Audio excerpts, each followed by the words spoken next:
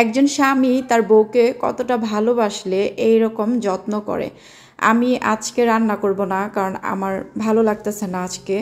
তো আমি আমার হাজব্যান্ডকে বলছি যে তুমি তোমাদের বাড়িতে যাও, ওইখানে গিয়ে খাওয়া দাওয়া করো। সে বলছে ঠিক আছে, আমি তো খাবো, তুমি কি খাবে? আমি বললাম যে আমি ঘরে অনেক কিছু আছে, আম আছে, কত কিছু আছে, সেগুলা খাবো। সে তার মতো সে আমাকে আমার সাথে কথাবার্তা বলে তারপরে চলে গেল। কিন্তু দেখেন দুপুরবেলা সে আমাকে ফোন দিয়ে বলতেছে যে দরজাটা খোলো। আমি দরজা খুললাম, আমার হাতে খাবারগুলো দিয়ে সে বলল যে দুপুরে তুমি এগুলা খাবা, ঠিক আছে? আমি বলছি ঠিক আছে। তো আমার হাজবেন্ড মাশাআল্লাহ তাবারাকাল্লাহ। এখন আবার কিছু কিছু মানুষ আইসা কমেন্ট করবে, সবাই কিন্তু না, কিছু কিছু মানুষ আইসা বলবে ও মা, আপনার শ্বশুরবাড়িতে আপনার হাজবেন্ড খাবে, তাহলে আপনাকে কেন খাবার দিল না, খাবার কেন বাইরে থেকে কিনাই না দিল, এই কথাটাও কিন্তু বলবে, আমি জানি। তো সেই জন্য আগেই বইলা দিতেছি, যারা এই ধরনের কথাগুলো বলবেন তাদের উদ্দেশ্যে বলি, আমার শ্বশুরবাসার থেকে বেশিরভাগ সময় আমার জন্য খাবার পাঠায় দেয়, আমার হাজব্যান্ড নিয়ে আসে। মাঝে মাঝে আমার শ্বশুরবাসা থেকে আমার হাজব্যান্ড আমার জন্য খাবার নিয়ে আসে, ঠিক আছে? হয়তোবা আজকেই আমার হাজব্যান্ড আমাকে বাইরে থেকে খাবার কিনে এনে দিছে, আশা করি বুঝতে পারছেন, ঠিক আছে? এর ভিতরে যদি কোনো কোনো আপাদের বেশি চুলকানি থাকে, তো তাহলে তারা এই ধরনের উল্টাপাল্টা মন্তব্য করতে পারেন, আমার কিছু যায় আসে না। আর যারা ভালো মনের মানুষ তারা কখনোই এই ধরনের আজে বাজে মন্তব্য করবে না, কারণ যারা ভালো মানুষ, ঠিক আছে, এটাই হয়েছে ভালো মানুষের মন মানসিকতা।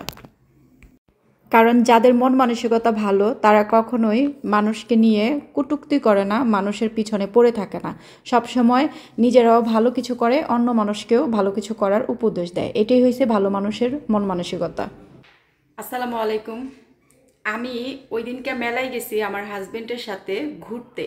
আমাদের এলাকায় এর আগে কয়েকবার মেলা হয়েছে, তো আমি সেইখানে গেছিলাম। তো আমার হাজবেন্ডের সাথে এসে শেয়ার করছি।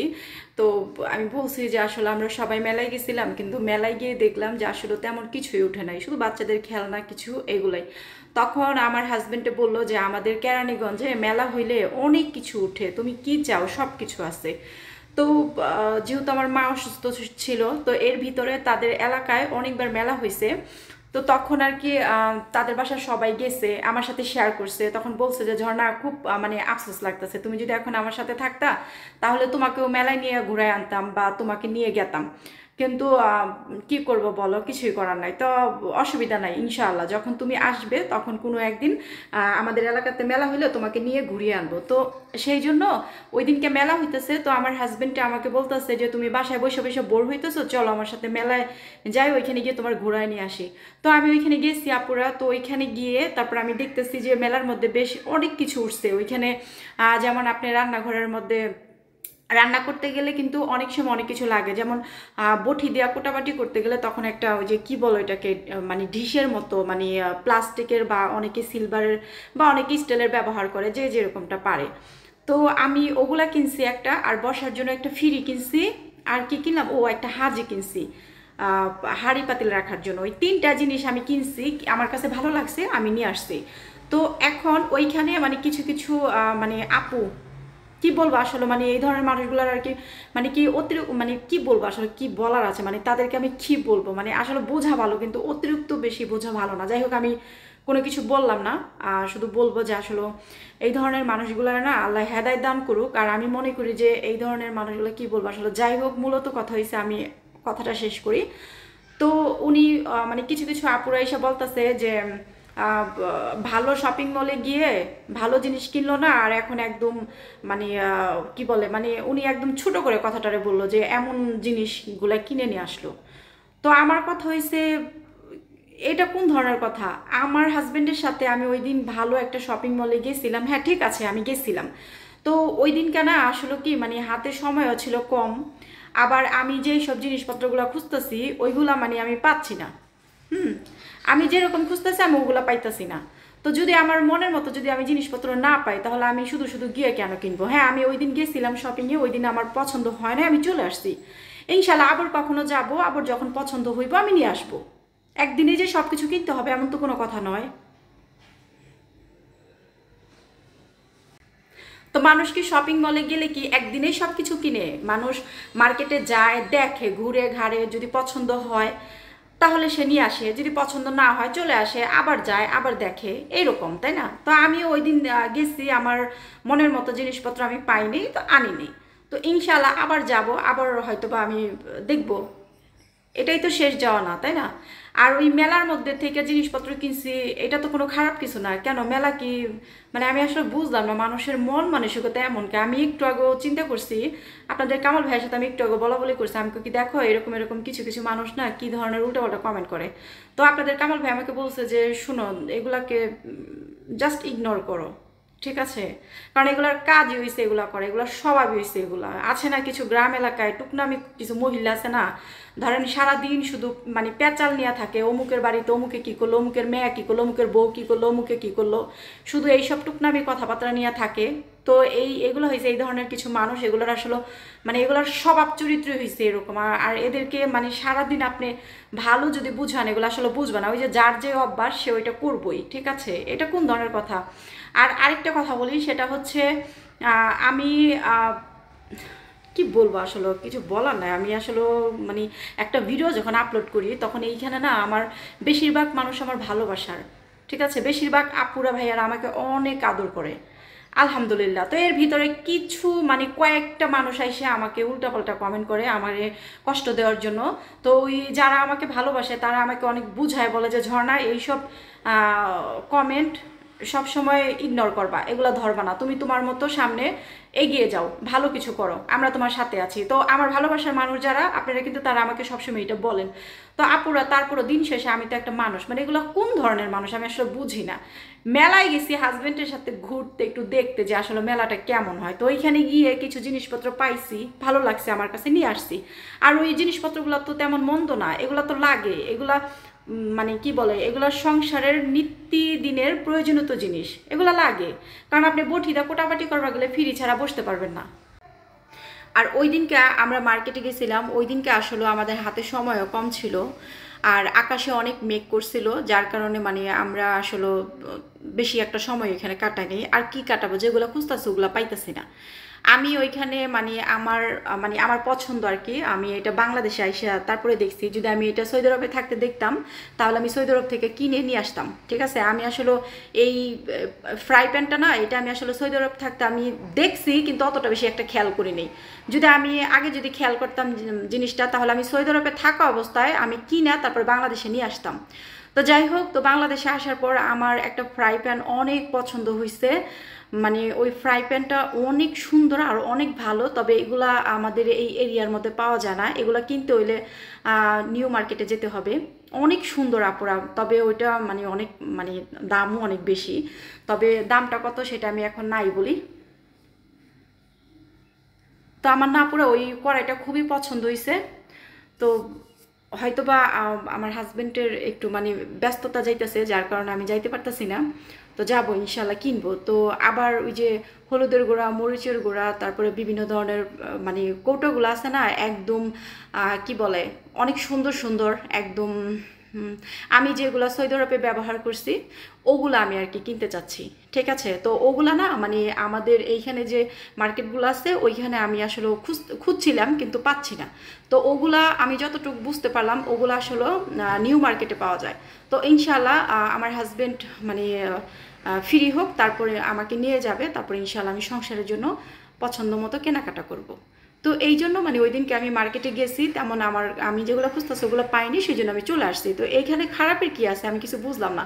তো এইখানে কিছু কিছু মানে কুটনি টাইপের আপুরা আছে, আইসা আইসা মানে সবাই না, কিছু টাইপের আপুরা আইসা বলতেছে কি ওই দিনকে ভালো মার্কেটে গিয়া জিনিসপত্র পছন্দ হইলো না, আর এখন একদম খোলামেলা মানে এই ধরনের জিনিসপত্র কিনছেন, এগুলো আপনার পছন্দ হইলো, আপনি এইটা আপনি সেইটা, মানে দুনিয়ার মানে কি কি কথাবার্তা বলে।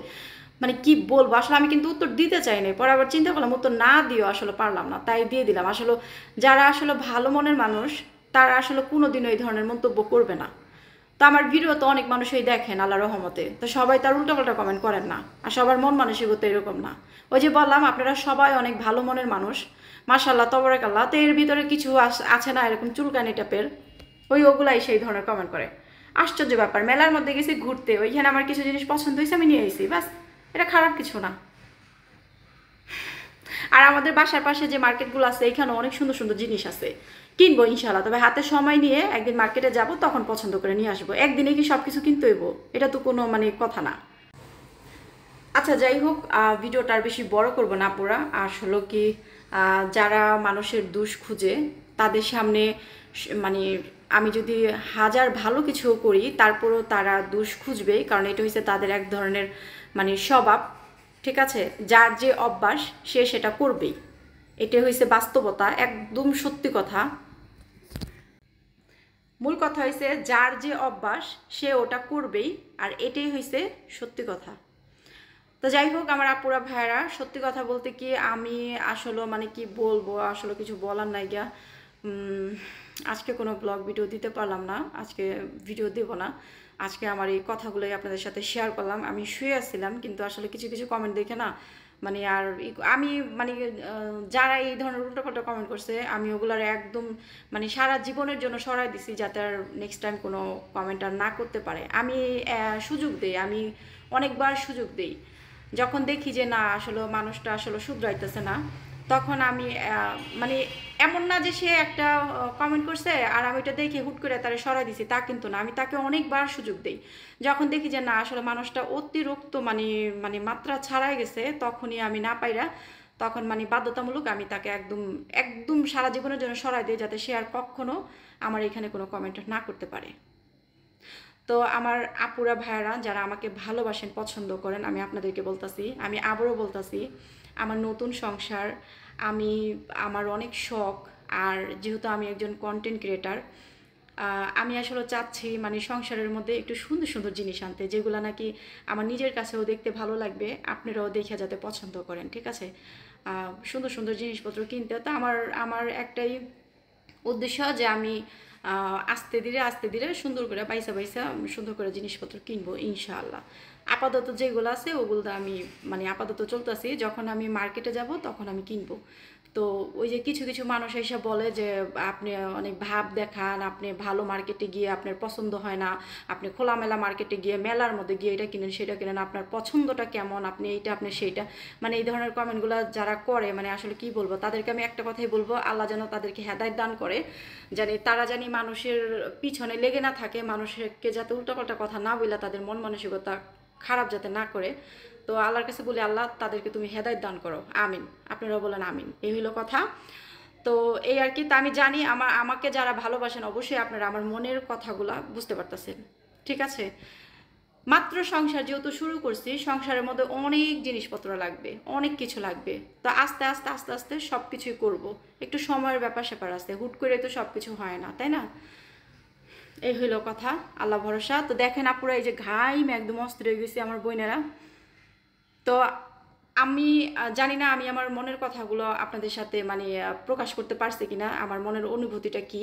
অনেক সময় কথা গুছায় বলতে পারি, আবার হয়তো অনেক সময় কথা গুছায় বলতে পারি না। তবে আমাকে যারা ভালোবাসেন, আমাকে যারা পছন্দ করেন, আমার ভিডিও যারা সবসময় দেখেন, আমার মনে হয় অবশ্যই আপনারা আমার মনের ভাবটা বুঝতে পারছেন যে ঝর্ণা আপনাদেরকে কি বলতে চাচ্ছে।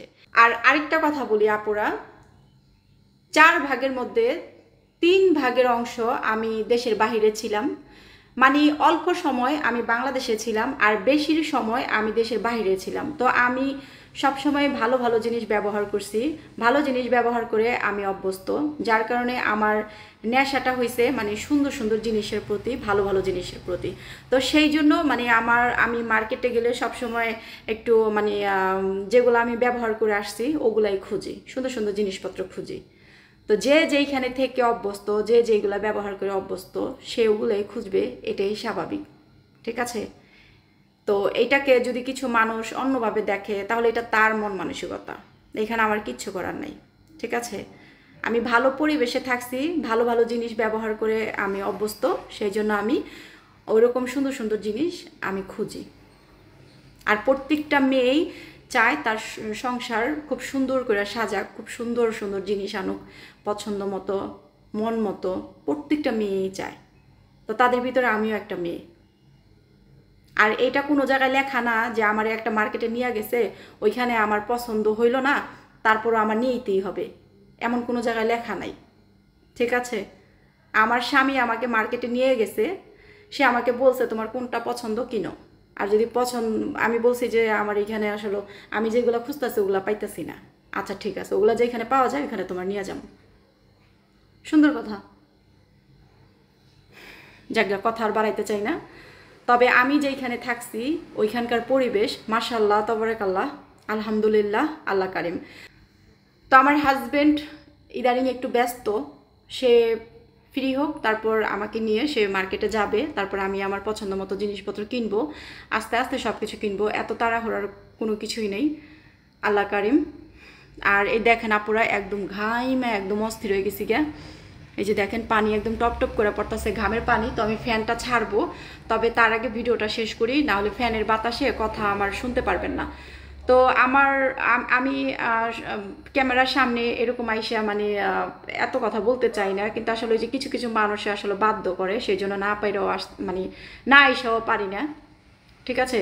তো আমার ভাই ও বোনেরা, কে কোথা থেকে ভিডিও দেখলেন অবশ্যই কমেন্টের মাধ্যমে বলবেন। আর হ্যাঁ, আপনারা যে কমেন্ট করেন, আমি প্রত্যেকটা কমেন্ট দেখি, আমার খুবই ভালো লাগে। আমার অনেক আপুরা ভাইয়ারা, আর আপনাদের সবার জন্য আমার তরফ থেকে অনেক অনেক দোয়া ও ভালোবাসা রইল। তো আমার আপুরা ভাইয়ারা, ভিডিওটা কেমন লাগলো অবশ্যই বলবেন। আর আমি জানি না আমি কতটুকু আপনাদেরকে বুঝাইতে পারছি, তবে আপনারা আপনাদের মন্তব্য অবশ্যই কমেন্টের মাধ্যমে আমাকে বলবেন। আপনাদের মন্তব্যগুলো দেখতে চাই আমার বোনেরা ভাইয়ারা। তো সবাই ভালো থাকবেন, আজকের মতো এই পর্যন্তই। আর হ্যাঁ, ভিডিওটা তো অবশ্যই একটা লাইক দিবেন আর ভিডিওটা শেয়ার করে দিবেন। তো ভালো থাকবেন সবাই, আবার আসবো আর একটা নতুন ব্লগ ভিডিও নিয়ে। আল্লাহ হাফেজ। গাইমা কি হয়ে গেছি দেখেন, ওরে বাবা, গাইমা গেছি।